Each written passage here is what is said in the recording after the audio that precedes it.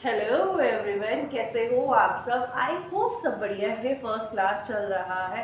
यही first class हम आगे कंटिन्यू करते हैं और हम आज की वीडियो जो है शुरू करते हैं। आई होप आपने जो भी पहले पढ़ा है प्रीवियस क्लासेस में आपने देखा है वो आपको दिमाग में याद है। ये नहीं है कि भाई नेक्स्ट वीडियो आ रही है और आप नेशनल इनकम भूल गए हो। फिर नेशनल इनकम के बाद हमने मनी बैंकिंग करा था वो भूल गए, एग्रीगेट डिमांड करा था वो भूल। यार दीदी आपने इतना सब करवा दिया है, मेरे को तो याद ही नहीं याद है आपको। जो है दोबारा जाके, यार मैंने बोला है कि आप रिवीजन करो तो स्टार्ट कर दो रिवीजन, एग्जाम पास में आने वाले हैं।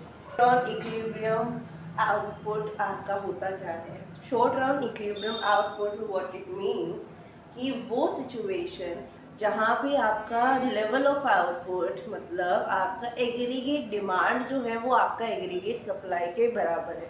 मतलब जब आप साल में जितना कंजप्शन के लिए कंजप्शन एक्सपेंडिचर जितनी आप डिमांड कर रहे हो उतनी ही आपको सप्लाई मिल रही है।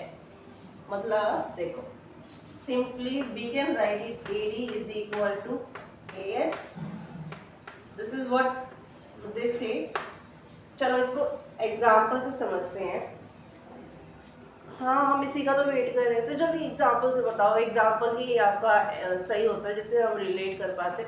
अदरवाइज ये बुकिश नॉलेज हम वैसे ना पढ़ ले।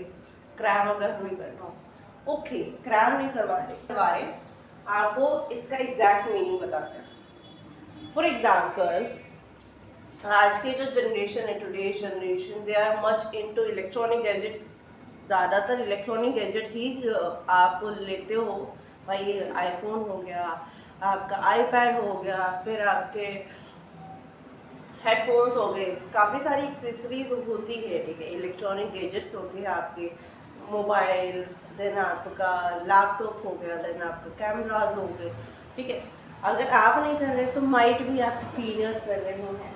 ठीक है, तो let's just take an example कि अभी आईफोन 16 जैसे लॉन्च हुआ है। हाँ, आईफोन 16 भाई वो तो हमारी सारी दोनों के दोनों किडनी दे दी तब भी नहीं है।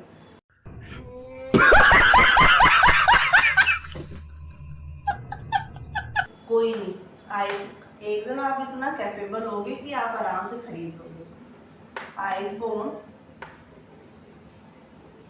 ठीक है, आईफोन है आपका, ये है आपका, वो कैसे बनाते हैं यार, ये वो कटा हुआ सेब है, आईफोन नहीं है। ठीक है, मजाक ना बनाना मेरी ड्राइंग का। आईफोन है, आईफोन की अभी आपका 16 लॉन्च हुआ है। व्हाट इफ आपका जो प्रोडक्शन वाला है, मतलब जो आपका सप्लायर है, वो उसको पता चल जाए कि भाई डिमांड सिर्फ और सिर्फ 1000 प्रोडक्ट की है, 1000 आईफोन्स की, तो वो 1000 ही आपके जो है प्रोड्यूस कर रहा है, सप्लाई कर रहा है। तो इसका मतलब है जब आईफोन के प्रोड्यूसर को, जब आईफोन के जो सप्लायर उसको पता चल जाता है कि मार्केट में सिर्फ 1000 मोबाइल्स की रिक्वायरमेंट है, मार्केट में सिर्फ 1000 आईफोन की रिक्वायरमेंट है, तब अगर वो सिर्फ 1000 ही आपका सप्लाई करता है उसको बोलते हैं aggregate demand equal to aggregate supply. ठीक है, 1000 के सप्लाई करे हैं 1000 ही, ये आपकी एग्रीगेट डिमांड है। सप्लाई कर रहे हैं आपकी 1000 ही, तो उसको बोल दिया जाता है कि आपका इक्विलिब्रियम लेवल ऑफ आउटपुट है। ना तो एक भी ज़्यादा और ना एक भी कम, दोनों जितनी सप्लाई करी गई उतने की ही डिमांड है, उसको बोला जाता है aggregate demand is equal to aggregate supply. एक और एग्जांपल देते, चलो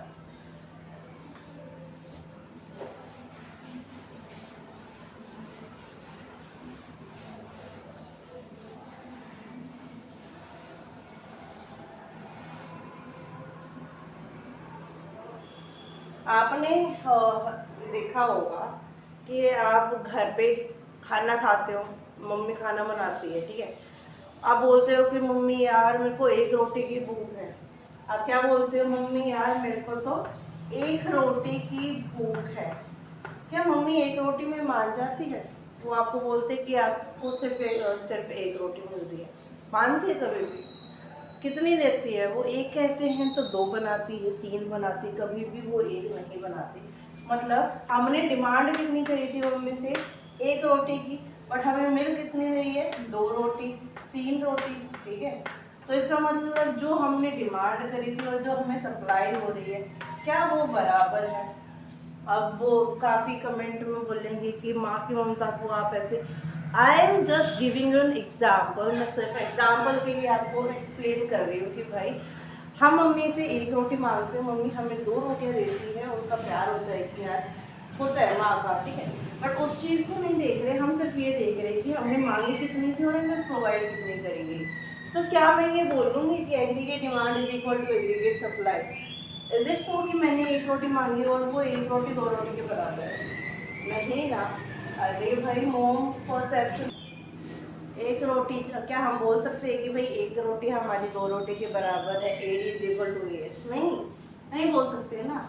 इज इट इक्वल टू आपका AD is equal to AS? नहीं। तो क्या हमारे इक्विलिब्रियम आउटपुट होगा? इक्विलिब्रियम लेवल ऑफ आउटपुट नहीं, क्योंकि उसकी कंडीशन ही क्या है, उसका मतलब ही क्या है कि वो सिचुएशन जहाँ पे आपका एग्रीगेट डिमांड आपका एग्रीगेट सप्लाई के बराबर है, ठीक है। यहाँ पे तो मैंने क्या बताया कि आपने 1 रोटी मांगी है, मम्मी ने 2 रोटी दी है, क्या वो इक्वल है? नहीं है। आपने डिमांड कितना करा गया है और आपको सप्लाई कितना करा गया है, डिफरेंस है ना उसमें, इक्वल नहीं है। तो वही बात है। ओके।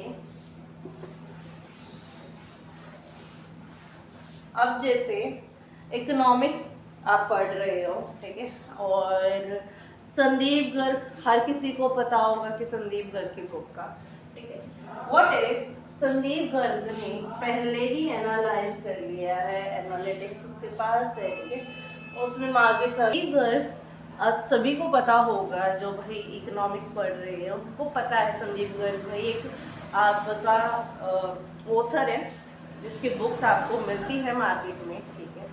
आप भी बनोगे ऑथर, आप भी अपनी बुक को पब्लिश करो, मैं बनो। Okay.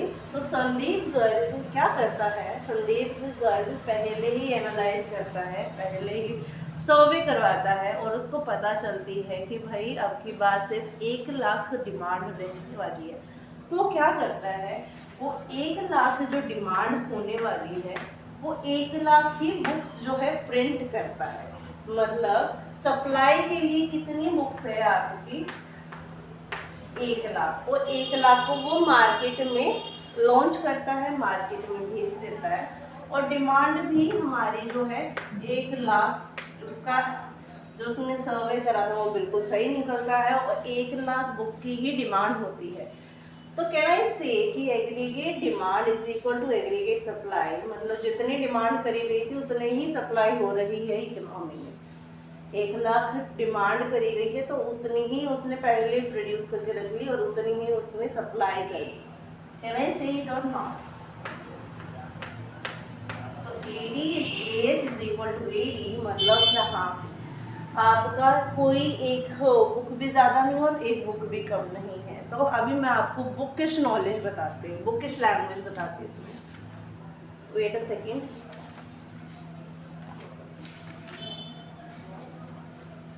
Equilibrium output, equilibrium level of output or income refers to the level of output or income where aggregate demand is equal to aggregate supply, or aggregate supply, you know, it's the desired level of output during the accounting year, ठीक है।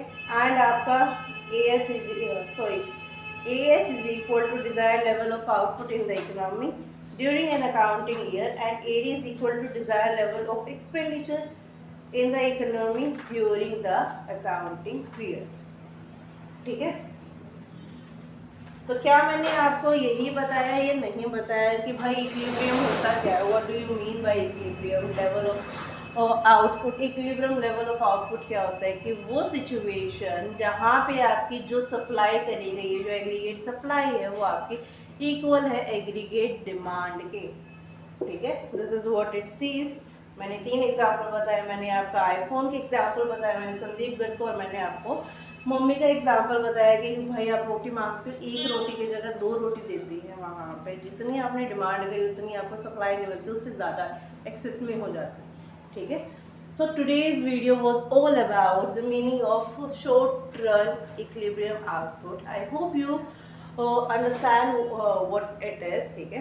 If you think this is truthful, you know what to do, like the video, comment on it, share it with your known one who have economics in their studies, like it may be 12th class students, college students, or those students who are preparing for some competitive exams, and subscribe to the channel. You can do one thing, like share it on your WhatsApp status so that more people will know about the channel and they can have the idea what it is, and they can enjoy the videos and gain some knowledge. So bye, take care, Radhe Radhe, Jai Shri Shyam.